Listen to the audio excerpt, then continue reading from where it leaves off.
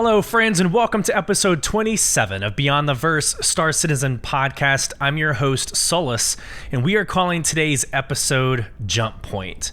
And I believe for obvious reasons. If you have been anywhere on social media, on any platform, you have seen, you have watched the latest PTU Patch 321 videos and still images of the jump points that are released. Again, this is PTU. It's not the live servers, which is the persistent universe, but we now have access to the Pyro jump points, the Magnus jump point, and the Terra jump point. We will get into that. That is the main purpose or the main theme of today's episode. So we will hit that about halfway through. But let's get into the agenda for the rest of this episode. There were a lot of updates on PTU Patch 321. Actually, 3. There was 2 on Friday, and then there was a 3rd that came out on Tuesday. So we'll talk about the latest patch update. Actually, the latest one was Wednesday. We'll talk about that patch update. We will also get into a Concierge email birthday surprise. I'll screen share and show you that. We'll get into the October subscriber Flair, the roadmap Roundup. We'll talk all things Day of the Vara 2953, and then we will wrap things up with the Inside Star Citizen episode of Sprint Talk Yai. And yes, Sprint Talk Yai. I see what they did there, but a play obviously on the oh my goodness, whatever that other alien ship is called. Now I'm all mixed up because I see the play on words. But first, let's get into a little bit of business, where I want to take a second while I'm here on this podcast to talk about the September monthly show review. So I'm going to go ahead and share my screen. This is straight off of my Twitter on Tuesday, which was the early part of October. On Tuesday, I posted, like I do every single month, the performance of Beyond the Verse podcast. I think it's important. I am business minded. As many of you know, I am a senior product manager at Amazon. It bleeds through everything I do. I talk KPIs. I go into explanations and full analysis during like the ship showdown. It's just, it's who I am. It's what I bring to the table. And so I think a monthly performance review is necessary because you are an investor. It may not be money, but you're investing your time and your attention to the show and following on socials. So I feel a little bit of obligation, but it's also celebrating you in the community. So on Tuesday, I posted what you're seeing on the screen right now. Again, it's a great story. At the time of posting, we were at 1,978 plays on podcast, 211 subscribers on YouTube, 589 followers on Twitter, 484 followers on TikTok. And then we don't really talk about Instagram because it's kind of a dying platform, but 165 followers on Instagram. But since then, we've kind of we've grown since then, but at a higher rate than what we're used to. So podcast listens, we're at 2,091 as of today. YouTube subscribers 214, so we grew a little bit. Twitter, we actually surpassed 600. We hit 611 as of this morning. And then TikTok, we surpassed 500. We're right at 500. So I wanted to celebrate with you, and this is kind of there's kind of two reasons why I wanted to celebrate with you. The main reason, like 95% of it, is again the celebration. This is awesome. We're gonna ride this wave straight into CitizenCon, straight into Pyro, which that's a whole funny conversation, which actually we'll get into like right now. But the other reason why I want to celebrate this is we have a lot of new listeners. So episode 26 last week was by far our most popular episode. It has 150 listens in just 1 week. And that's significantly more than before. So there's a couple of assumptions that I'm making here. One, our show is growing, that they like what we're hearing, or they like what we're saying.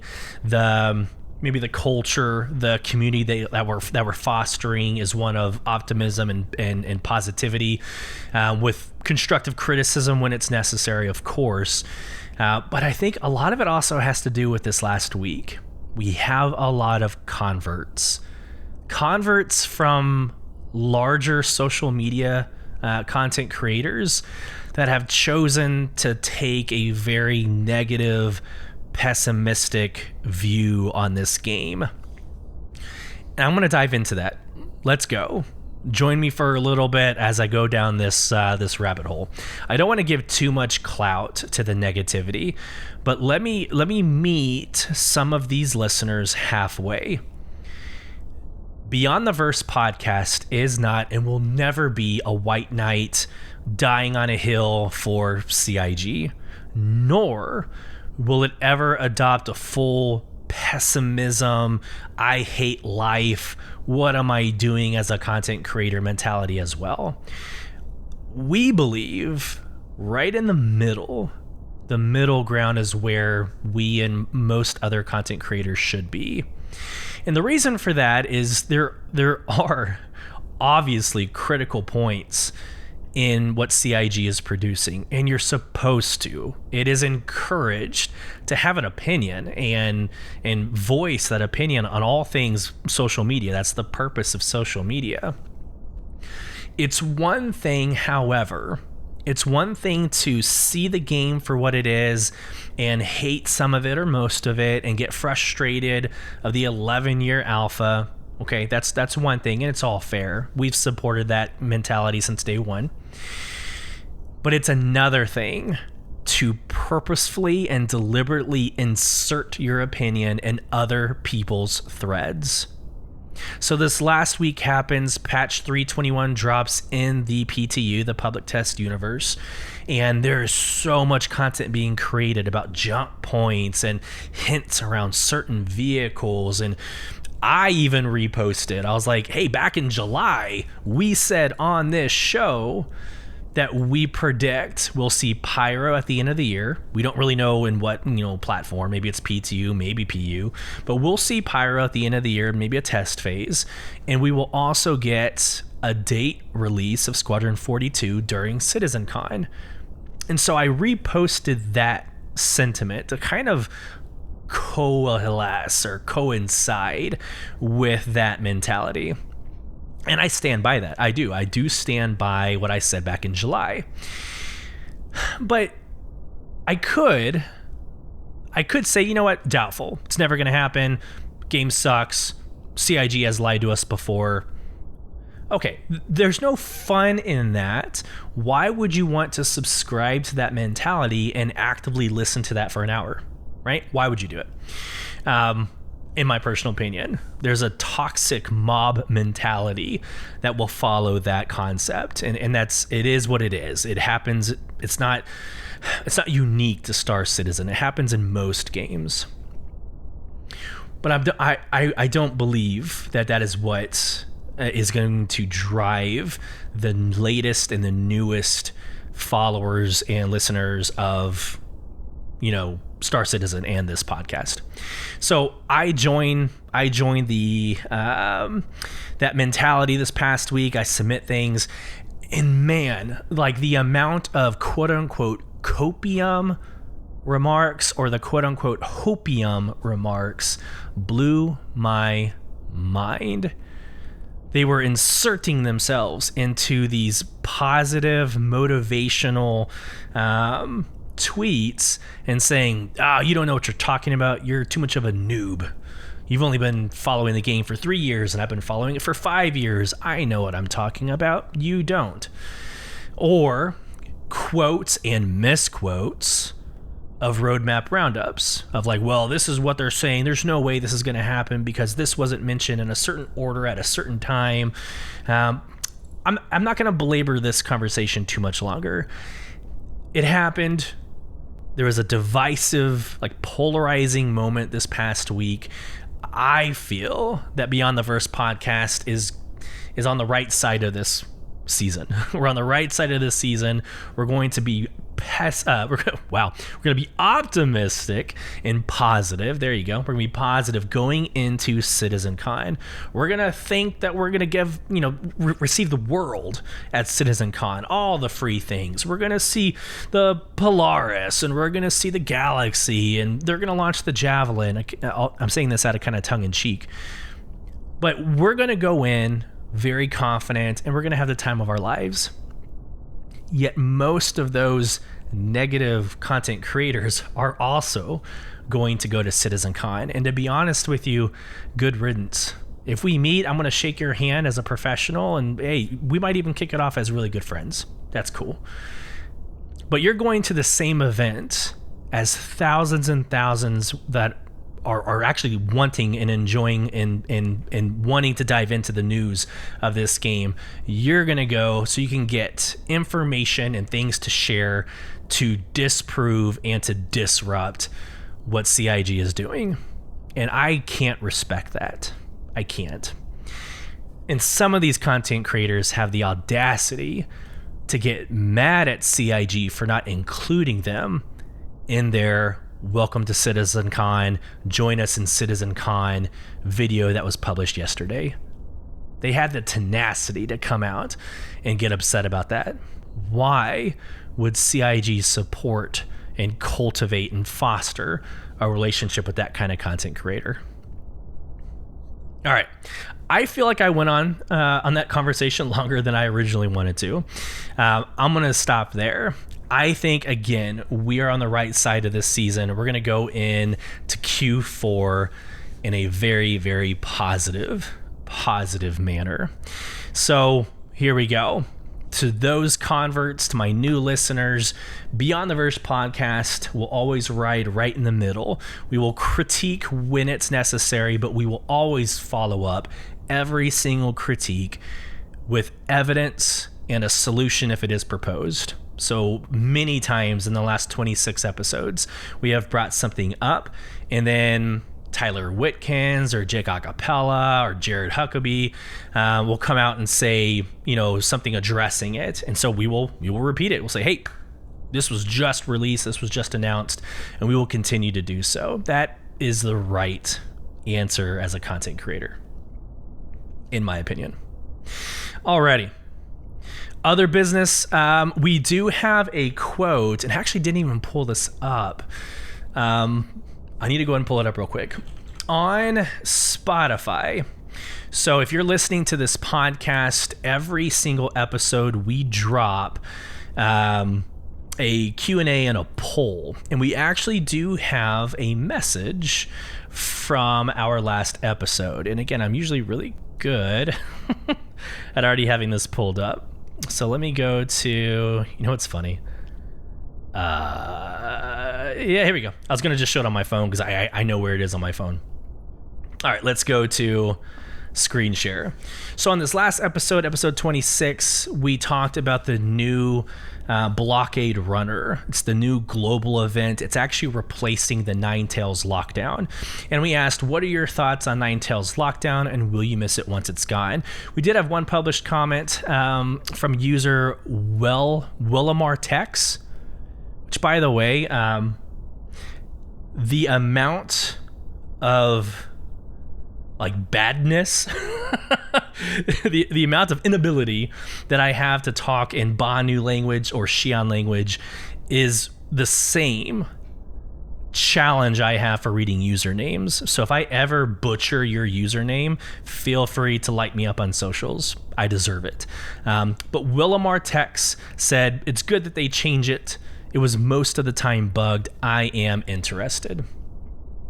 So if you respond to the Q&A, if you respond to any of the polls, if you write an email to me, or if you give us a 5-star rating on any platform, obviously with a comment, we will read it live at the beginning of each show. And I agree with that sentiment. I never played Ninetales Lockdown, never touched it, right? what was the Xeno Threat? Xeno Threat right now is my favorite global event. It's the most, it's like all encompassing. There's a flying, there's an FPS, there's an EVA aspect to that global event. Absolutely love it. We'll see what Blockade Runner is. I think Blockade Runner is going to be very similar to that full spectrum approach to a global event. It's got flying, it's got dog fighting. You will be going and having an FPS chance to put rounds down range. It's going to be a great experience. Go check out episode 26 if you have more of an interest excuse me, if you have more of an interest in what we just talked about.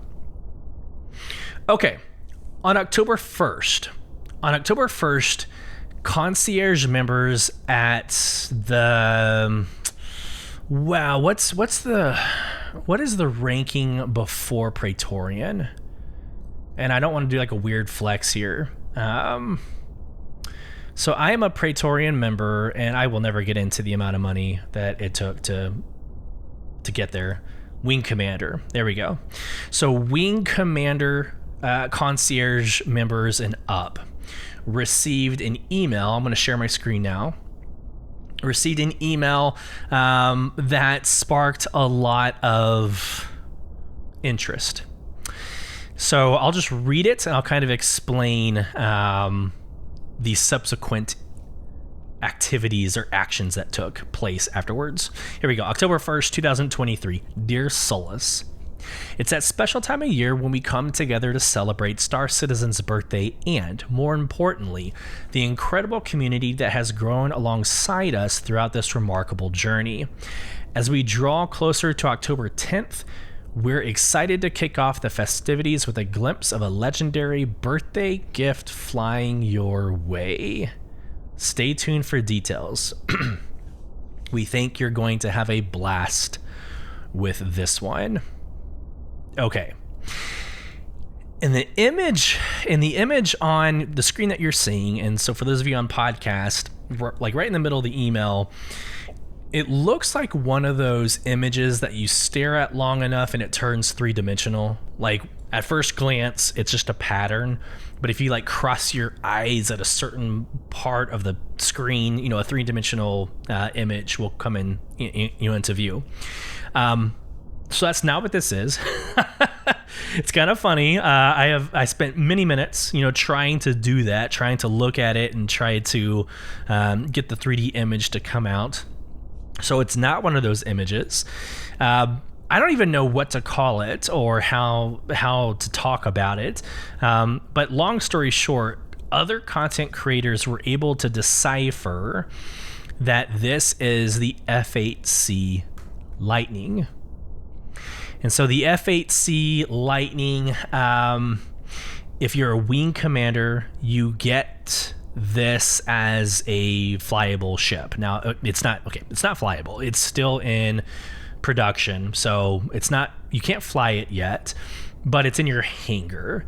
And then when you become Praetorian, you get access to like the executive edition of it, which is just a black and gold paint job for it. And in fact, I guess I could go ahead and show y'all on YouTube what we're talking about here. So we go to Concierge. Let me go to here. I'll share my screen. So in Praetorian, I don't want to like ruin it yet. All right, here we go. Wing Commander, the Anvil Aerospace F8C Lightning. Few vehicles inspire the same awe as a legendary F8 Lightning. A force to be reckoned with, it's protected humanity countless times from countless threats at home and far from civilization. Now this next generation space superiority fighter is available for your personal fleet. And when you become Praetorian, you get, you can kind of ignore the Apocalypse Arms Havoc Scatterguns Sharkmouth Edition. You can kind of ignore that because that goes on any ship. But the Executive Edition. So Anvil F8C Lightning Executive Edition, always ready to improve upon near perfection. Anvil has coordinated with the Chairman's Club to create a stunning work of flying art, the F-8C Lightning Executive Edition. The hull has been beautifully accentuated with a unique premium livery, while in the cockpit you'll find sumptuous gold and metallic detailing, a fitting crown for this king of heavy fighters. So, again, it's a beautiful ship. If you're familiar with the F7C Super Hornet, whatever the Super Hornet nomenclature is, it's a very fast, very agile, heavy fighter. I think the Super Hornet's actually a medium fighter. Ugh. I told my listeners I would not do this again. So I will go onto Robert Space Industries. I will go to the pledge store. I will go to the ships and I will look up the Super Hornet. The Super Hornet is a medium fighter. See, let's just go with my gut more often. It is a beautiful ship. There's actually some lore to it. So in an effort to keep up with the alien ships, Anvil Aerospace went after and created a competition, a competitive level fighter that could keep up with the alien ships. And so if you want to dive into that, of course, Galactopedia has all the information you could possibly imagine. So it's going to be beautiful. I can't wait for it. I'm going to go ahead and here's more copium. Here's more positivity coming your way. I think it's going to be flyable. I think on RSI's birthday, I think it's going to be a flyable ship. And when that happens, I'll make a YouTube video. I'll make sure to share what that looks like from an executive edition livery perspective. So pretty cool, pretty exciting. So that was last week at the end of the podcast 26, episode 26. Let's actually get into this week in Star Citizen. Sharing my screen for those of you on YouTube. Reading straight from the horse's mouth. Happy Monday, everyone. We're less than 3 weeks away from our biggest CitizenCon event yet, and the excitement is palpable. After 4 years, we can't wait to see you at the return of our in-person celebration of all things Star Citizen and, most importantly, you, the community. There are still some tickets available, so be sure to pick them up here before they run out. For everyone who can't make it out to LA, you can still be part of the celebrations and enjoy the show live on twitch.tv/Star Citizen. Pause. No, I'm actually going to finish this paragraph and then I'm going to pause. Quote, don't forget that you can also snag some swag in this year's digital goodies pack. To help you best prepare for the show, we've put together a nifty pocket guide. More information on this upcoming epic 2-day event, including the event schedule, event map, and more, is just around the corner, so keep an eye out. All right, so this is what I was going to say when I first broke. No changes to the pocket guide since last week. So last week, my criticism, quote unquote, of CIG was, look, we're 3 weeks out at the time, still don't know anything about CitizenCon. Now we're 2 weeks out, still don't know crap about it. I know the team is now engaged in CitizenCon. Most of the team has traveled to LA. The Inside Star Citizen was actually recorded from LA. I get it. I get it. We're 2 weeks away. I want to be excited about something. Give me something. My brother and I were talking last night while we were gaming, and it just, that's just a topic, if not the topic of conversation right now. We can surmise about Pyro. We can surmise, about Squadron 42 and what's going to be discussed, between now and the end of the year. Give us something to just write home about. We can start creating content for it. If they announced, hey, there's going to be new ships, well, great. That gives us 2 weeks to surmise. That gives 2 weeks for content creators to pick apart the backlog and say, well, man, I wonder if it's this. I wonder if it's that. Give us something to execute and watch the community do some amazing things in the next 2 weeks. So, yeah, I'm still a little bit concerned that we're 2 weeks out. Don't know anything more about it, but I'm sure later this week we'll hear more information now that the team, again, is currently engaged in Los Angeles. All right. Last Friday, Alpha 321 dropped to the PTU. Very cool. I'm just kind of paraphrasing now at this point, obviously. Let's see what's going on this week. Tuesday, subscriber monthly newsletter and subscriber comm link. Wednesday will be the day of developmental updates with our bi-weekly roadmap update, which we'll cover, as well as the September monthly reports for both Star Citizen and Squadron 42. We will not be covering that massive update for both games this episode. Not this episode. On Thursday, Inside Star Citizen will be back. This was yesterday. We'll be back with a sprint report and more, concluding the season before it takes its scheduled hiatus. Speaking of sprint, what would you run away from? That's right. A whole month of terror awaits as our Day of the Vara, it's either Vera or Vara, celebrations begin. Wrapping up the week on Friday, you'll find our weekly RSI newsletter directly delivered to your inbox. There won't be an episode of Star Citizen Live this week, but the stream will return next Friday. And so thanks, Freja. Really do appreciate the weekly update there. Oh, man. Okay. The order of the rest of the podcast, I kept going back and forth. The latest and greatest is the Day of the Vara. That was yesterday. We got a lot of intel. We will cover that, but I think I want to go sequentially appropriate to this week. So we're going to go into the subscriber promo. And I usually create this, I did create this awesome 1920 by 1080 image on social media. I put, the list of items kind of summarizing the subscriber Flair. So feel free, follow us on socials. You're going to get all that kind of real time. We usually release our content right as CIG is releasing their content. So personally, of course, they don't care about my production. Obviously, why would they?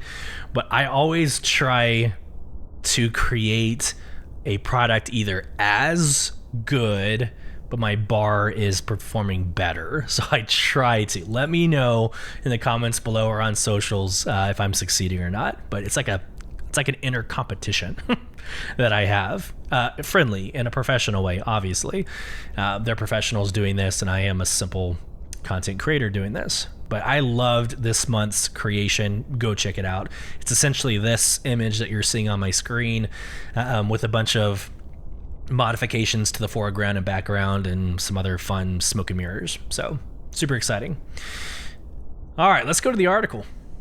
It's spooky season in and out of the verse. To get in the spirit, we're giving subscribers the opportunity to embrace the horrors of a classic sci-fi vid with exclusive Lost Plague helmets. Plus, subs can pick at the decaying carcasses of dead ships across the system in October's Ship of the Month. Drake's Solo Salvager is perfect for lone pilots looking to make a living on the edge of society. Just don't stray too far alone. So here you go. Lost Plague helmets of the radioactive yellow. That is for your current Centurion level subscribers. Lost Plague helmet Biohazard blue. That is current Imperator level subscribers. And then for an additional $6, anybody can go to the subscriber store and buy the Lost Plague helmet explosive orange helmet. And I think they're using just a general undersuit. These don't come with undersuits. To be very clear, it's literally just the helmet. But it's really cool. I mean, I like the aesthetics. It's like Event Horizon, if you want a scary thing in space, Event Horizon's my shtick. Love it. But it's very, it does look like a biohazard helmet. And then on the right side of each of these helmets is it's I don't want to be gross here on podcasts, but it's blood, gore, kind of some biological mass growing out of the head. So whatever, do with that what you will. But it's really with blood smeared on the mask and on the face, the breathing apparatus. I love the cosmetics. I'm not a weird person that likes the blood and gore. That's not my thing. But I think overall kind of the goth look or kind of that visual identity going into Halloween is absolutely spot on. It's absolutely perfect. So I love this month's subscriber Flair. Ships. We already talked about the vehicle of the month being the Drake Vulture. So every subscriber gets to fly this around this year or this month. A couple of items on discount, subscriber merchandise discount. Going through here very quickly. The Drake collared button up, right? You got some house slippers of Pico the Penguin, backpacks and bags. Actually, this is actually a really good call out. There's a travel bag. There's like a backpack, the zip cord backpack, then an actual hard case backpack, and it looks like a travel case, which might be perfect for Citizen Kind. It's 10% off while items are lasting. New items are 10% off while existing items are 15% off. So there you go. Moving on, a shaker for alcoholic beverages. A shirt that I would probably never be seen caught dead in. It's almost like a Hawaiian shirt. I don't know what brand or what ships. No, go back. I don't know what ships these are. It almost looks like the 600i, but then some of these other ships, like it doesn't look Origin to me.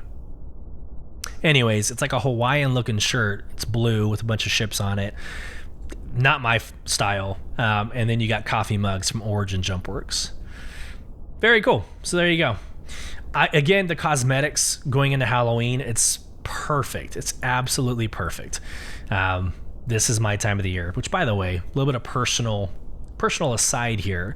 Last weekend, I decorated the crap out of my house. So I've got Jack from Nightmare Before Christmas. I got that up. It's like a 7-foot animatronic that's in the front of my house. I have that. I have black lights everywhere. I've decorated with black cobwebs, dying trees with spider ornaments hanging. Like this is my time to shine.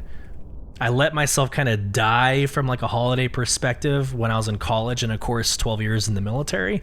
But after having kids, son is 7 years old, daughter's 4 years old.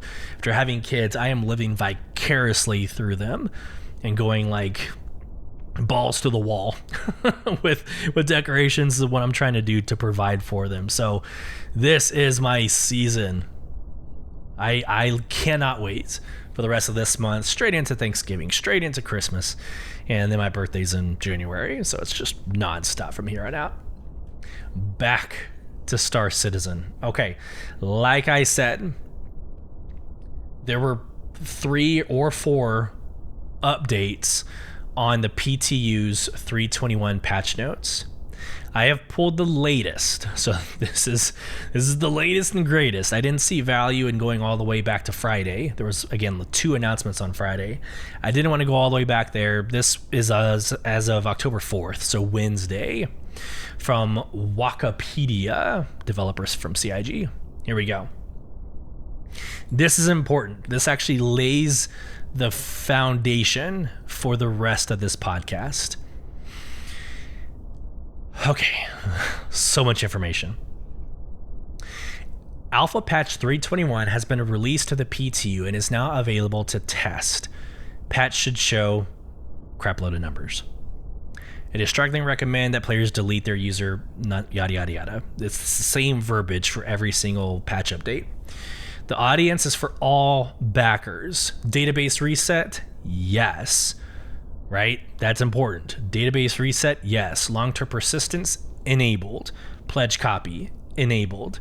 Your starting UEC? 15 million. So you're pretty good to go when you switch over to the PTU. The testing focus. New jump point rest stop stations and Lagrange points. Huge. Namesake of today's episode. We will get into that.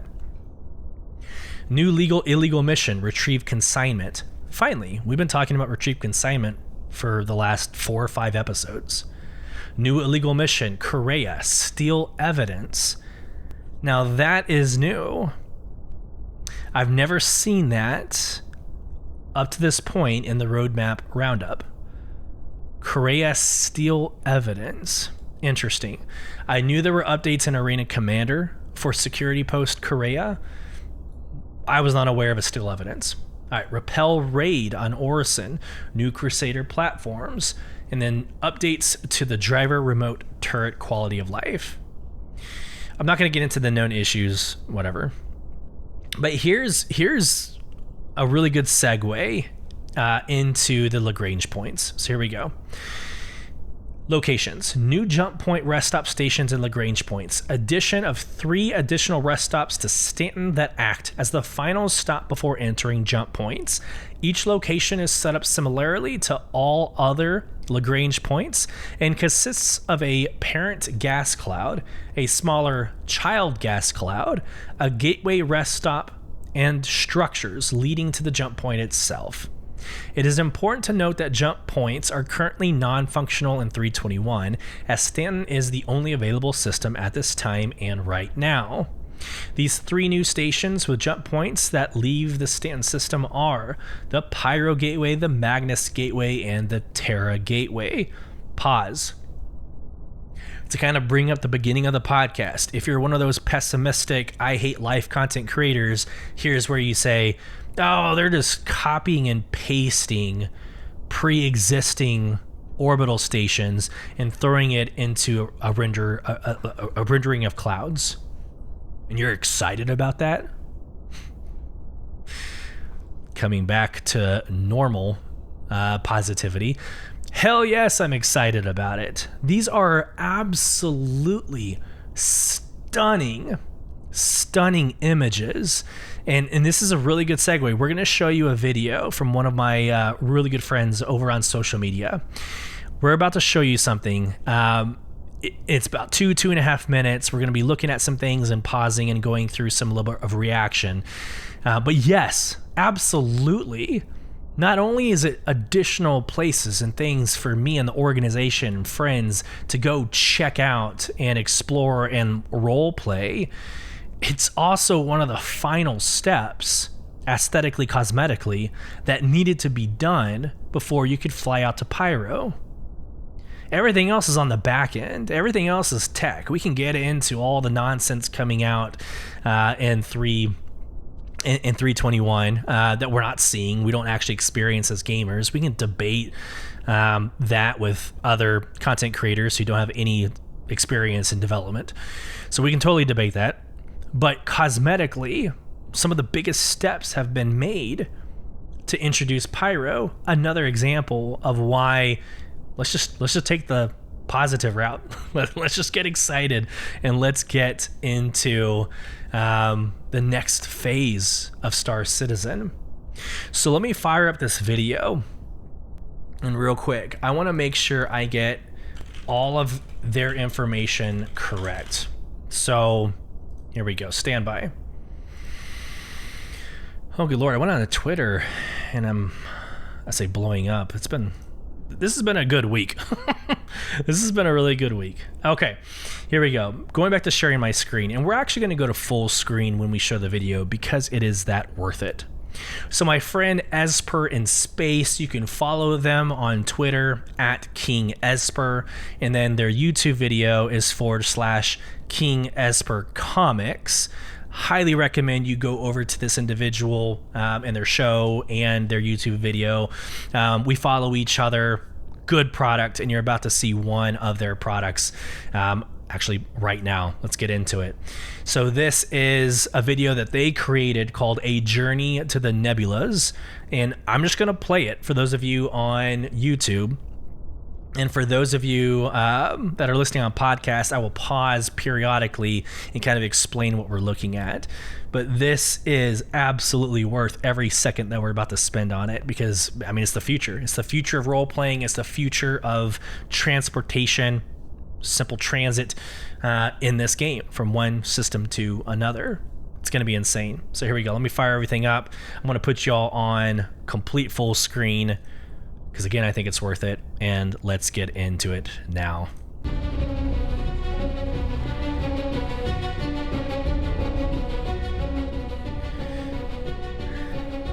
Alrighty, so it looks like they took an Origin 600i out to view these, which it's one of the best explorative vehicles in the game. That view you get from like the captain quarters, that bed with that panoramic like window, stunning. So probably the best ship to take out when you're exploring these 3 new jump points.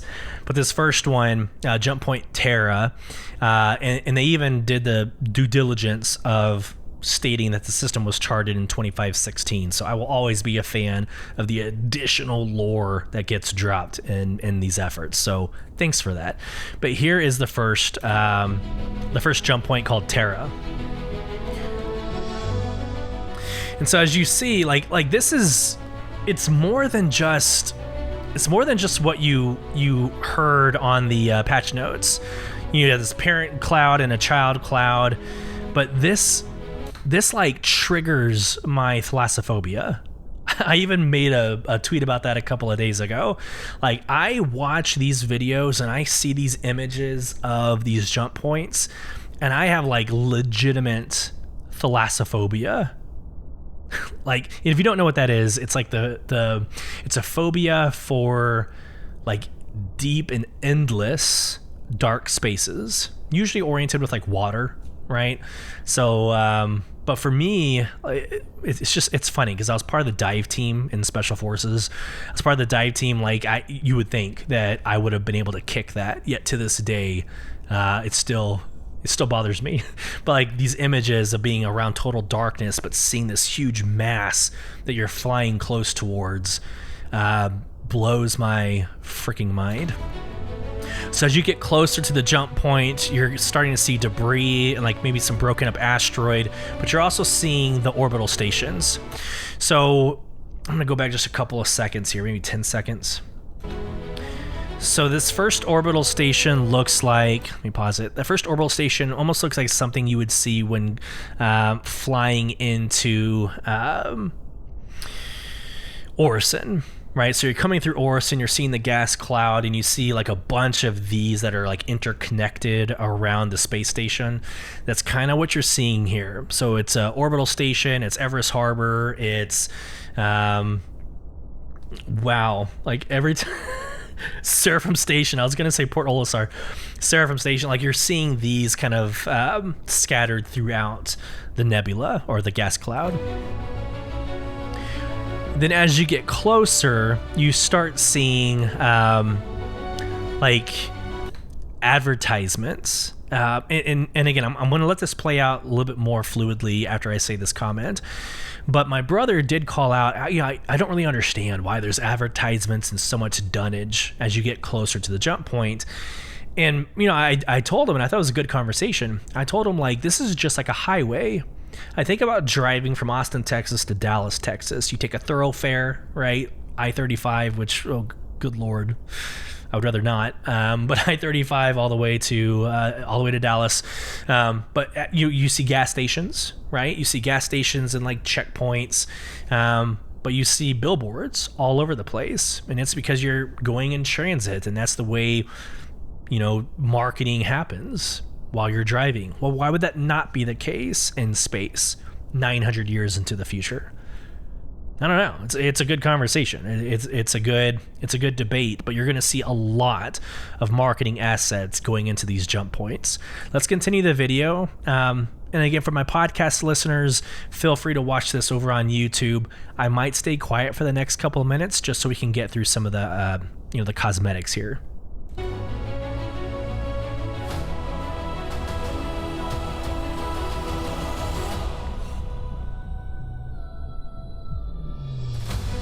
This is so well done. Shout out to my friend. So we just left that jump station, or that jump point. We're about to go to another one. But you'll see completely different styles of jump points. And so again, I told you I'll just play this out. I can't just let it play out. Look at this compared to other games. How many times in other games are jump points or something similar a copy and paste? Here you're seeing 3 very distinct, very different jump points, right? So the first one, I think it was Terra. The first one was Terra. You saw how that was and how I described it. You're about to come to, and I think this might be Pyro. I could be wrong. I'll correct it whenever we start playing it. But this is a kind of a tan, gold, and green gas cloud. So it looks completely different.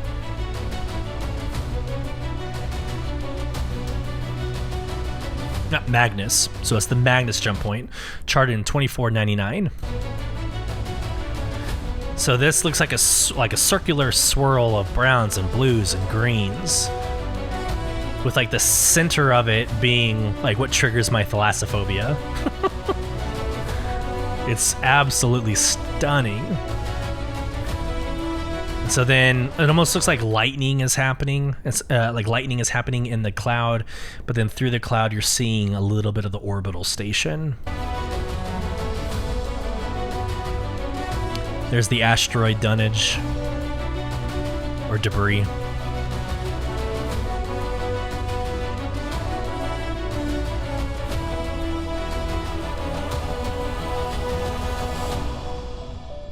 Oh, here's Pyro. Oh my god. Okay, so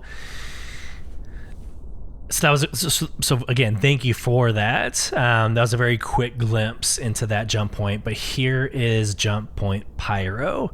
This was the first jump point that was I would say leaked, produced, at least that I saw at the beginning of the week. This is stunning. So imagine like a column of blackness, like just straight up and down, a column of blackness, where on the left side, to the viewer, the left side is like fire, and and I'll say fire. It looks like fire. It's orange, and it's like lightning inside the orange cloud. And on the right side of the column or pillar of blackness is blue. It's like fire and ice.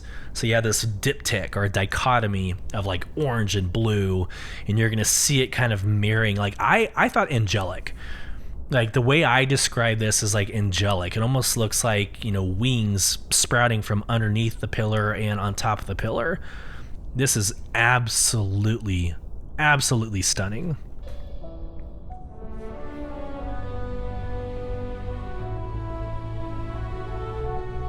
It's beautiful. Then as you get closer, it looks amazing. There's that black pillar at the bottom of the screen. It's frightening. That's what it is. It's frightening.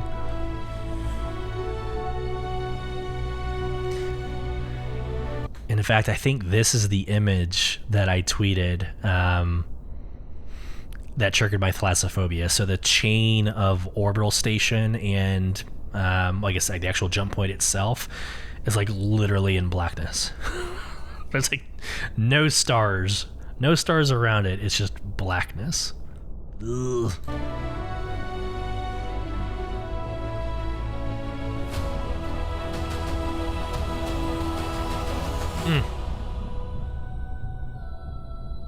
Beautiful.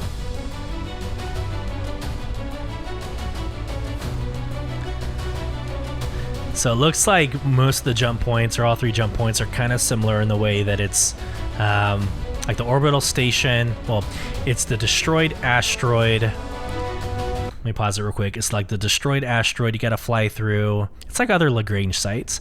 It's a destroyed asteroid you fly through, then it's the orbital station, and then you get into these billboards you're seeing on my screen now. It says like leaving United Empire of Earth jurisdiction, entering Pyro. So there's like signage like you would see in a highway.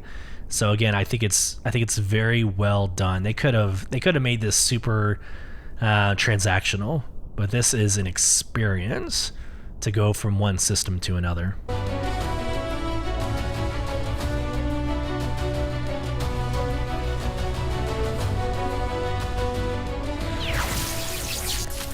Esper in Space. YouTube.com @Esper Comics. Let me just make sure. I think Esper in Space. No, @Esper in Space. So YouTube.com /@Esper in Space.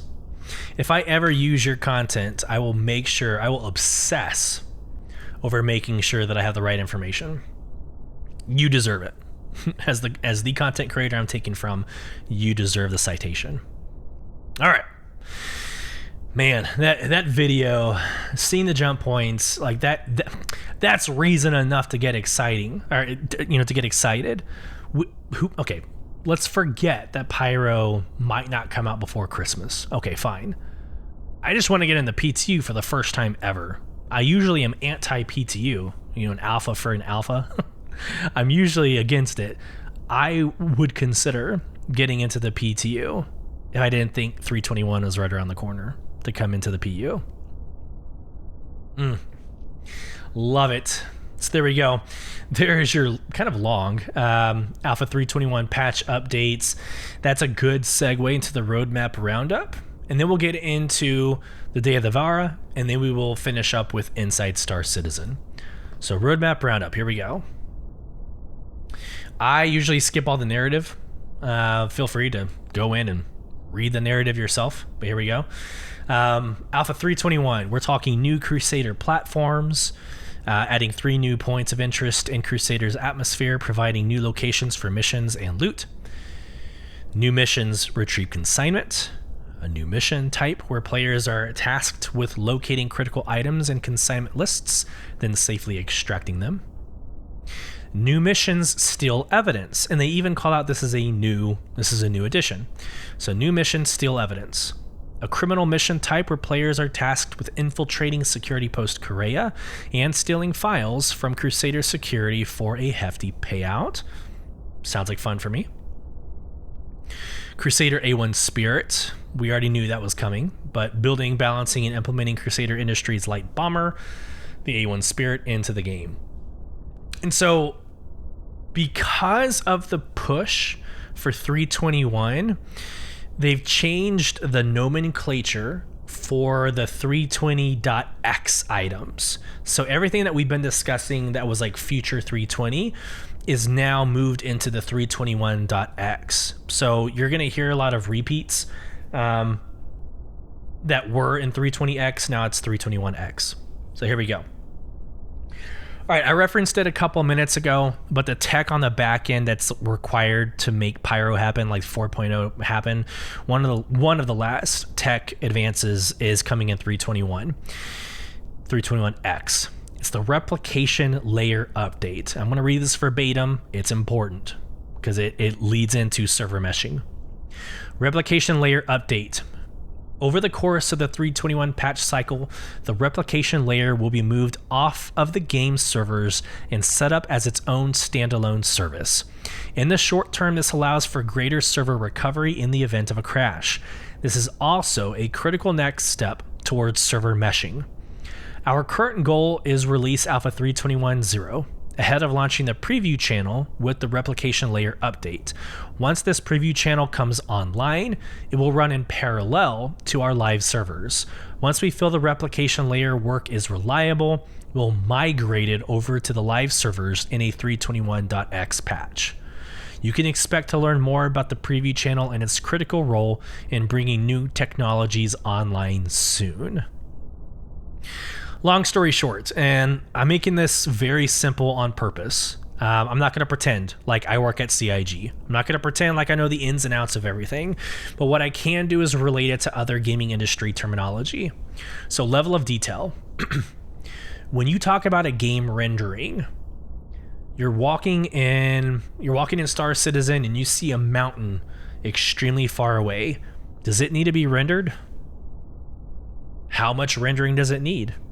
You probably don't need every single thing about that mountain to be rendered, right? Because you're so far away.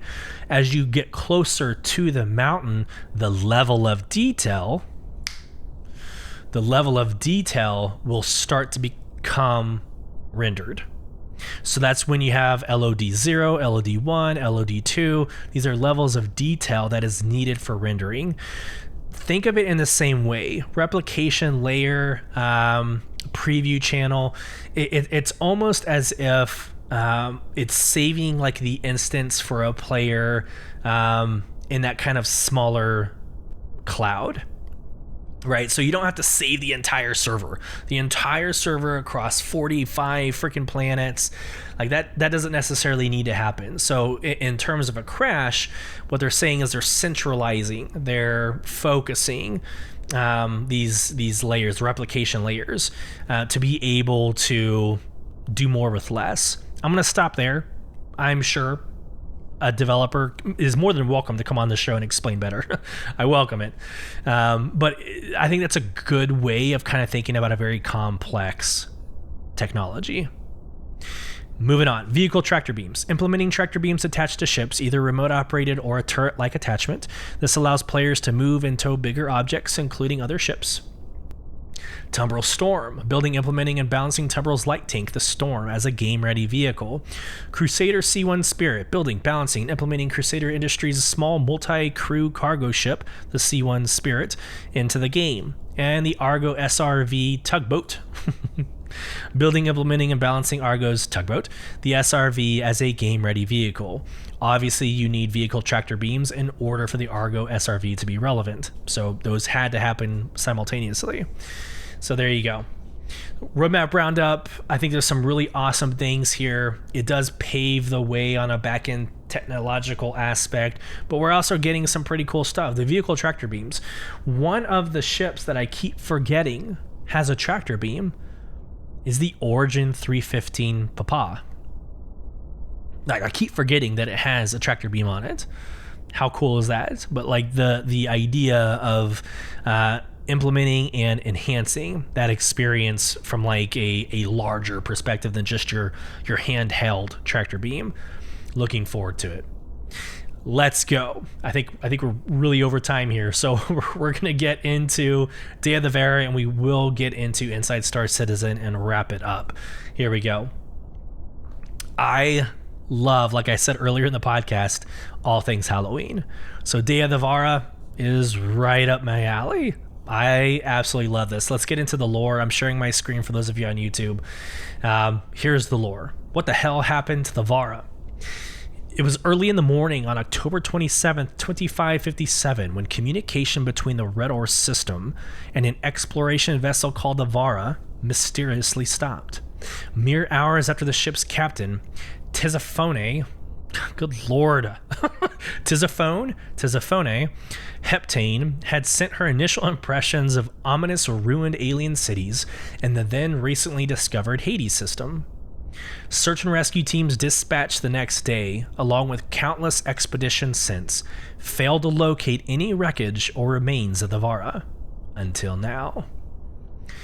And there's videos of, again, I think Event Horizon, but there's like videos of going to this desolated, decrepit ship, and there's like, I don't know, they're walking like zombies, but these like, I don't know, plagued astronauts are walking around with fire and biohazard everywhere.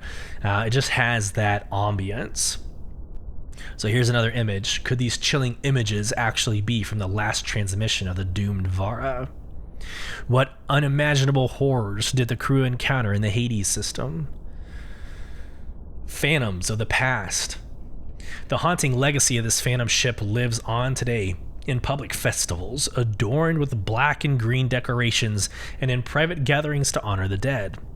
Some celebrants dress up as people who have passed away, while others wear more outlandish costumes and swap scary stories, especially pertaining to mysterious incidents in space.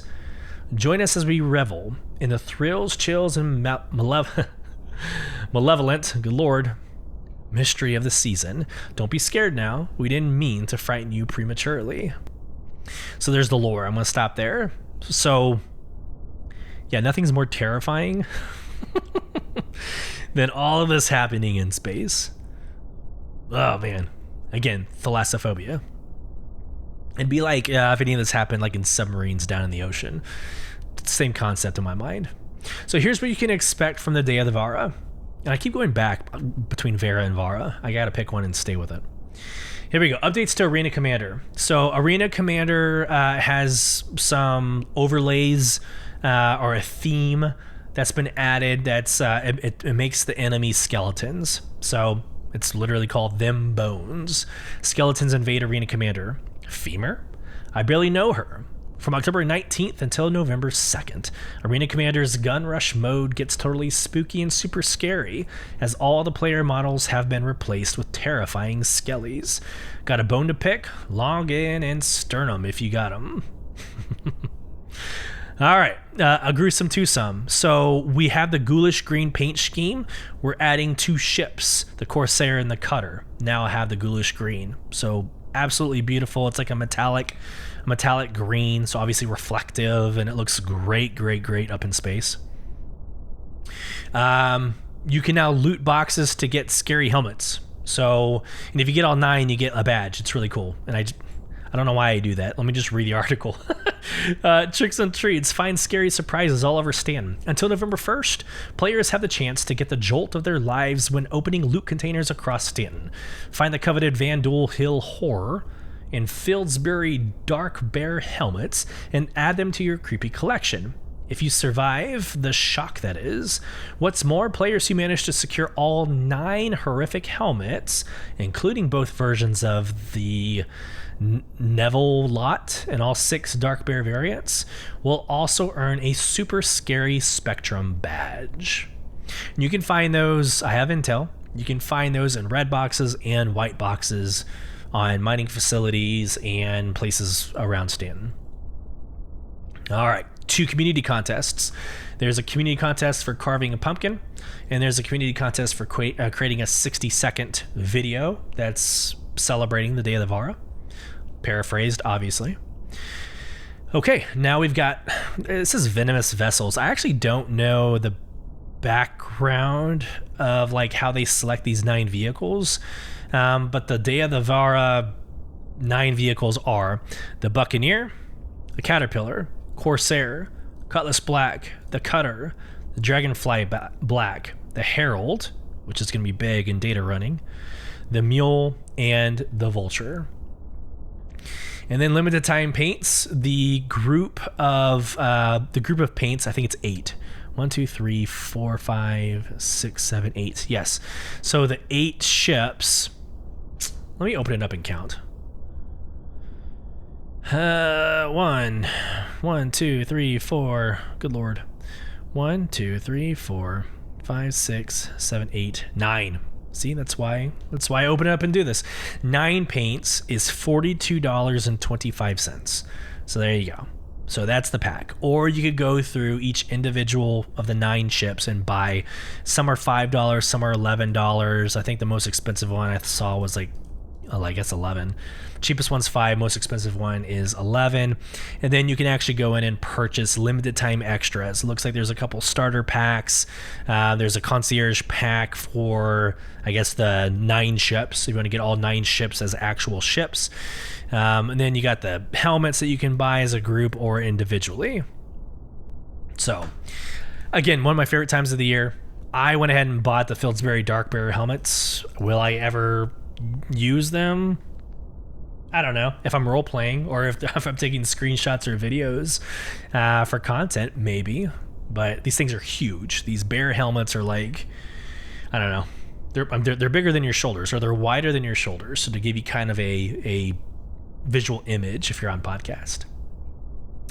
All right, hot and heavy. Let's go. Let's wrap this thing up with Inside Star Citizen, the Sprin Talk Yai. So reading the article, then we'll get into the video. While the teams are preparing for CitizenCon, we're taking this opportunity to dig through their review folders to show off some features we can discuss without spoiling the big event in this last Inside Star Citizen episode of the season. Here we go. Let me get into my downloads folder. Let's get into Inside Star Citizen. Pause it before we go live. All right, here we go. This is a good one. I've enjoyed this. I also went on to the YouTube video and posted in the comments the chapters. So if there's something that you want to go and look at yourself, go onto this video in YouTube and again, look at my comments in their section and you'll see each chapter broken out. So let's go.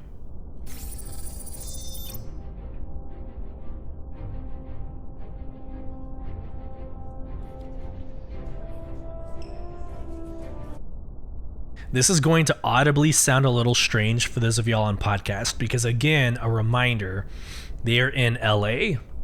So there's a couple funny moments where other coworkers come in and interrupt Jared. Again, you might hear it on podcast, but it doesn't make as much sense as if you were watching it.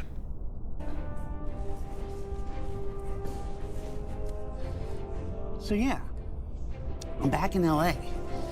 Everything's the same, kind of weird, kind of different. I don't have my studio anymore. I'm pretty sure they turned it into an Airbnb. There was a family of 4 in there when I looked. But yeah, ISC. Normally, we'd be on hiatus right now. It's October. But since everyone is focused on CitizenCon right now, nobody's really paying attention to what we're doing over here. I think we can actually squeeze a sprint report into things, if that'd be the sort of thing you're kind of interested in. Now, if you've forgotten what a sprint report is, that's a bit different than a normal ISC. We don't do developer interviews. We don't, the ISC gameplay capture team doesn't create any footage.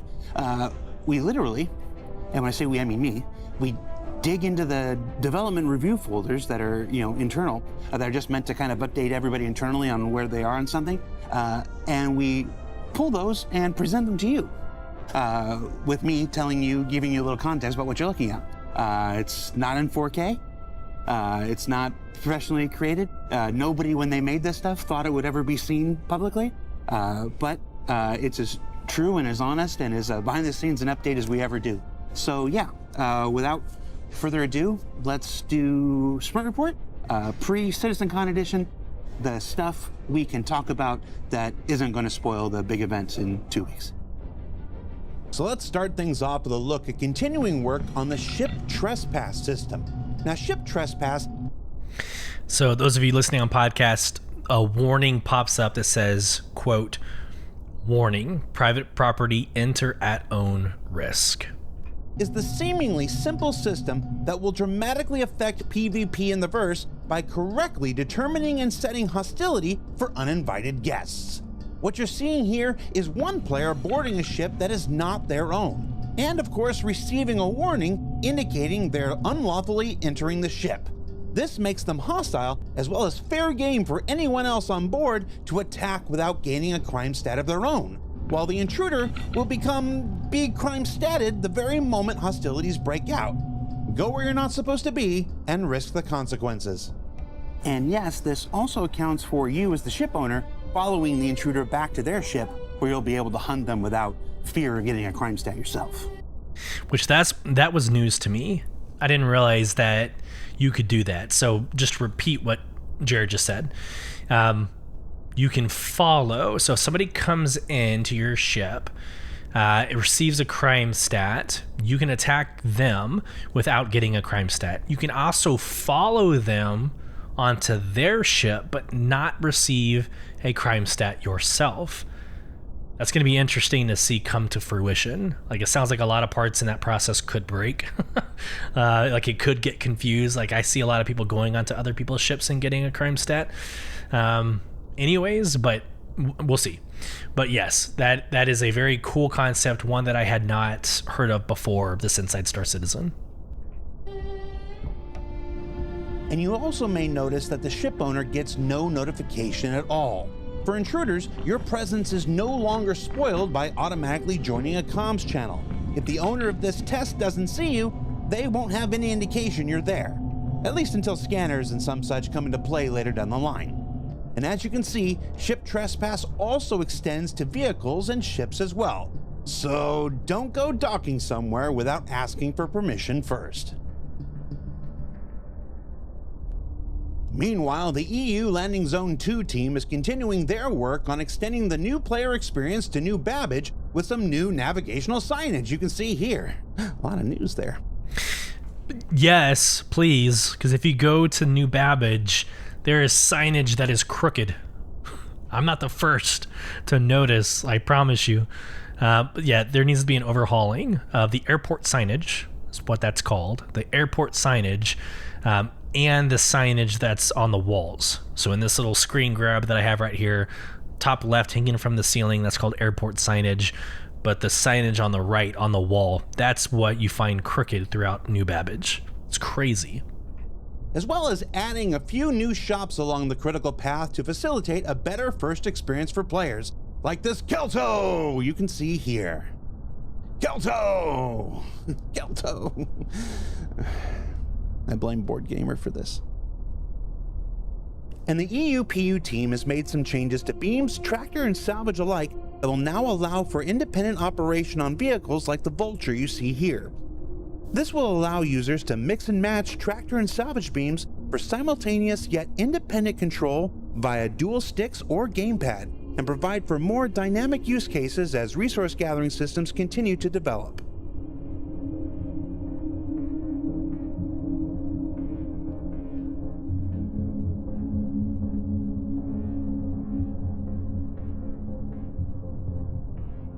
Not you too, Dev. Hey, Jerry, can you make a quick espresso? Yeah. Yeah. This is one of those moments that he's being They interrupted. can make an espresso first. That was nice. Oh, yes. And since many of you are looking forward to... I didn't think you would do it right there. They're making his espresso during his Since many recording. of you are looking forward to further iteration on bounty hunting, Let's keep our tour of potential gameplay changes to ships going with the Anvil Hawk. Now, one of our team members on the EU vehicle content team recently completed a first pass sprint revisiting the Hawk to explore a potential new methodology for loading and unloading what I'm just going to affectionately call the Wanted Fugitive and Stasis Cargo Containers, or WIFT for short. The idea being that once you've captured and contained your prey in the WIFT and set it down behind the ship, this articulating arm would then come out and, using the power of electromagnetism, suck the into its grasp and pull it up inside the vehicle. It's a really awesome animation. It's the Anvil Hawk, and it's showing like the prisoner cell. It's like a coffin. It's like a levitating coffin, if you want to kind of have that image. Like an arm comes out and grabs the levitating coffin and pulls it into its compartment. So again, for those of you not watching on YouTube, hopefully that helps. Yeah, all this for the width looks pretty good. all right, so it should be noted that the Wanted Fugitive and Stasis Cargo Container is something I made up about 55 seconds ago. And has not been vetted or approved by any member of development staff. But I feel good about my chances. So let's go ahead and stick with vehicles for a bit and look at the old tried and true Freelancer, which is getting some work done to fit all of its necessary item components in ahead of the resource management system coming down the road. It is so good to see progress being made on an older ship.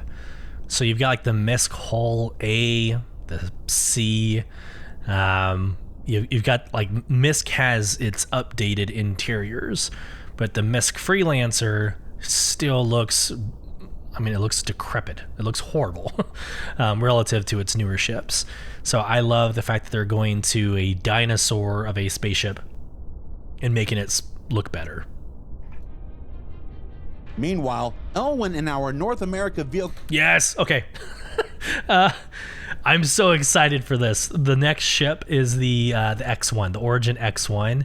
This thing is sexy. It is like if you're into motorcycles, like the BMW, like their premium like racing bike, and how sleek and like sexy that ship looks, or that motorcycle looks. This is their kind of version of like a speeder bike. It's very Star Wars-esque in concept, but the visuals, it's very Origin, but the visuals are amazing. Now, Galactica will look at this ship and think like a shark. There are others that say that it looks like a bottle opener. I'm curious what you think this ship closely resembles. That will be this episode's Q&A in the Spotify app. Content team have recently completed a first pass sprint bringing the Origin X1 to life, which you can see here is undergoing just a few minor changes from its concept necessitated by continuing development of the vehicle component and resource management systems. Now, while this is still white box, that hasn't stopped the team from also visualizing some baked-in lighting improvements, and overall, even with the subtle shape changes, the X1 is looking fantastic in its white box form and will only continue to look even better as it progresses further down the pipeline towards release. Okay, how do you get in? I think somebody else said the same thing on social media, but how do you get into the bike? My brain's not computing.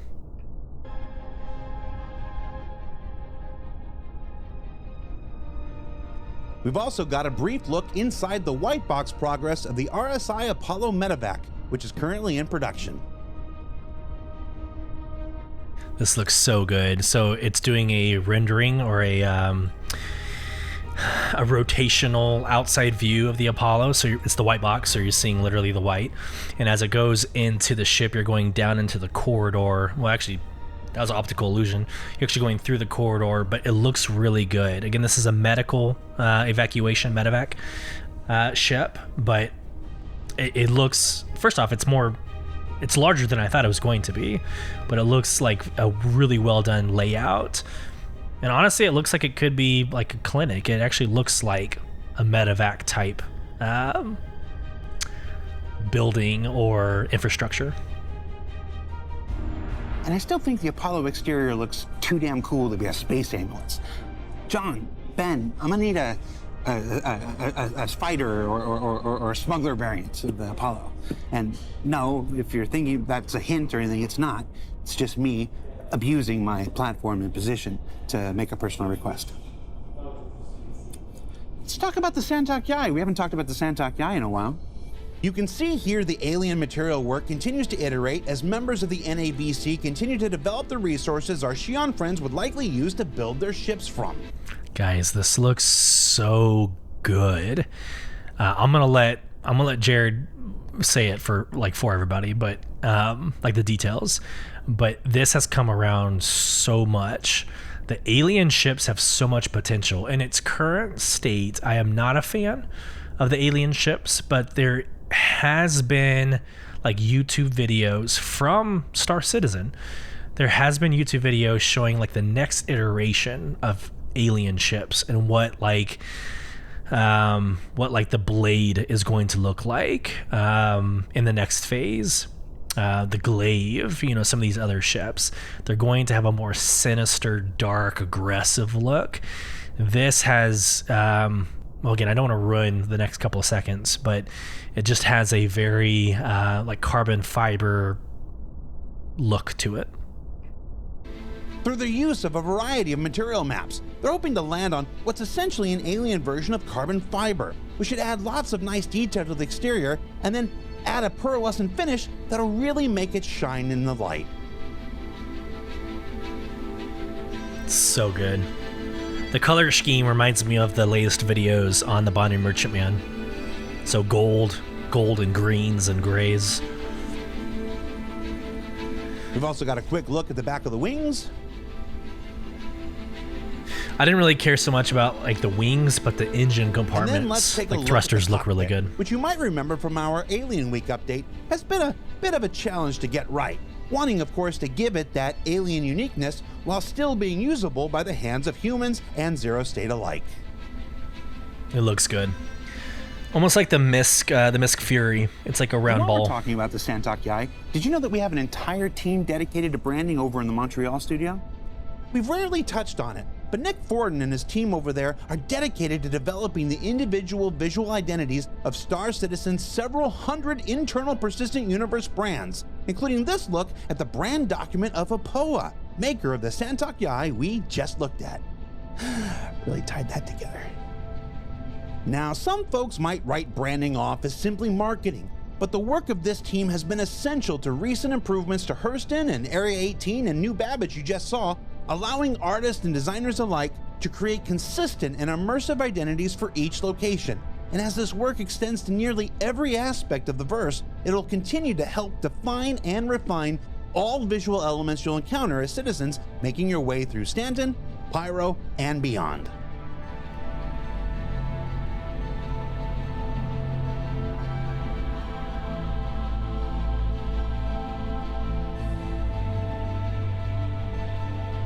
I'm gonna need like a... Yeah? He's being interrupted again. Right now? All right, I'll be there in 5 minutes.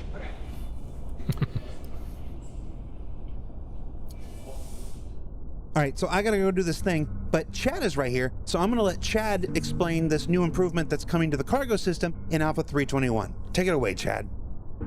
Yeah, so I was doing some work for the tractor beam attachment with new larger boxes in the game. They are often these longer on one size sized boxes. And because of how they can fit together in the ship, across each other in all these kind of complicated ways, sometimes placing them in the ships is a bit tricky, and it can be a little finicky to get it just right, especially in tight corridors with larger boxes.